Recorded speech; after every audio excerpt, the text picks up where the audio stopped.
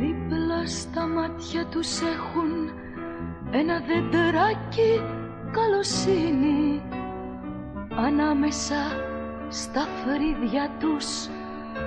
ένα γεράκι δύναμη και ένα μουλάρι από θυμό μες στην καρδιά τους που δεν σηκώνει τα δικό. Και τώρα κάθονται εδώ στη Μακρόνισσο, στο άνοιγμα του τσαντιριού, αγνάντια στη θάλασσα, σαν πέτρινα λιοντάρια στη βασιά της νύχτας, με τα νύχια μπηγμένα στην πέτρα. Δεν μιλάνε, κοιτάνε πέρα την αντιφεγγιά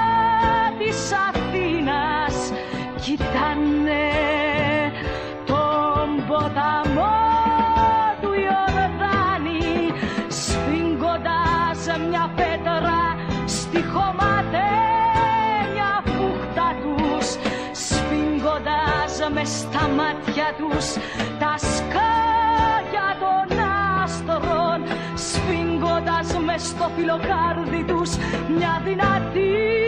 σιωπή, εκείνη τη σιωπή που γίνεται πριν από τα αστροπελέκη. Και